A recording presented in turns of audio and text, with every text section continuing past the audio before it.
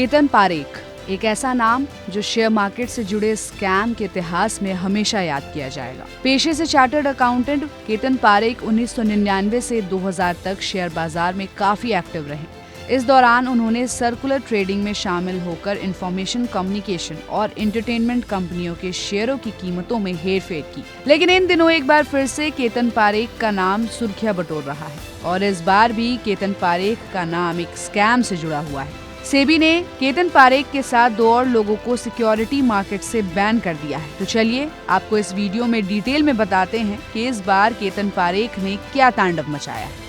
Market regulatory security board of exchange of India यानी कि सेबी ने केतन पारेख सहित 3 लोगों को सिक्योरिटी मार्केट से बैन कर दिया है। इन लोगों पर आरोप है कि उन्होंने फ्रंट रनिंग स्कीम में शामिल होकर 65 करोड़ 77 लाख रुपए का इलीगल प्रॉफिट कमाया है। केतन पारेख विदेशी क्लाइंट के सौदों पर फ्रंट रनिंग करता था और सिंगापुर में बैठकर ये फ्रंट रनिंग होती थी। तो सबसे पहले जानते हैं कि फ्रंट रनिंग होती क्या है। फ्रंट रनिंग में कंपनी की सेंसिटिव इंफॉर्मेशन के आधार पर शेयरों की खरीद फरोख्त की जाती है। इसके अलावा सेबी ने पारेख समेत 22 यूनिट्स द्वारा वायलेशन करके कमाए हुए 65 करोड़ 77 लाख रुपए के इलीगल प्रॉफिट को अलग अलग जब्त करने का ऑर्डर दिया है। सेबी ने केतन पारेख, रोहित सालगांवकर और अशोक कुमार पोद्दार को सेबी के साथ रजिस्टर्ड किसी भी डायरेक्ट या इनडायरेक्ट इंटरमीडियरी से जुड़ने से भी रोक दिया है।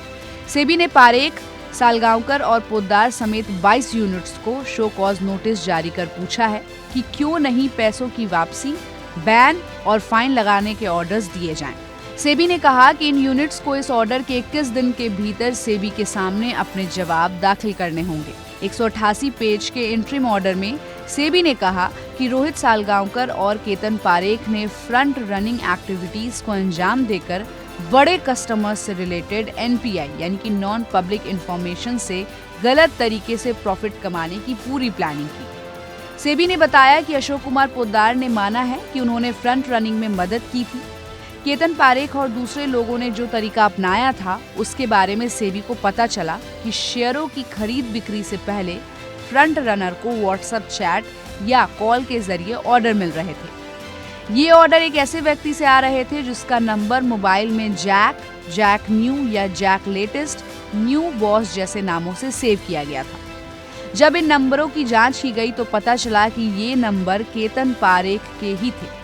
केतन पारेख को यह अंदरूनी जानकारी रोहित सालगांवकर नाम के एक शख्स से मिल रही थी। केतन पारेख से सीधे या किसी के जरिए खास समय पर ऑर्डर मिलने के बाद फ्रंट रनर उन ऑर्डर्स के हिसाब से शेयर खरीदता और बेचता था और गलत तरीके से पैसे कमाता था। इन गलत कामों के लिए केतन पारेख और अशोक कुमार पोद्दार को पहले भी शेयर खरीदने बेचने से रोका गया था और शेयर बाजार से जुड़े रहने पर पाबंदी लगाई गई थी। सेबी द्वारा ऑर्डर में कहा गया है कि इन सब बातों को ध्यान में रखते हुए सालगांवकर, पारेख और पोद्दार को तुरंत शेयर खरीदने, बेचने या लेन देन करने से या सेबी के साथ रजिस्टर किसी भी ब्रोकर या कंपनी के साथ सीधे या किसी के भी जरिए जुड़ने से भी रोका जाएगा।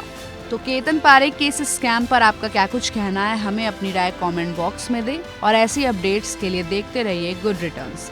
हमारे चैनल को लाइक और सब्सक्राइब करना बिल्कुल भी मत भूलिएगा।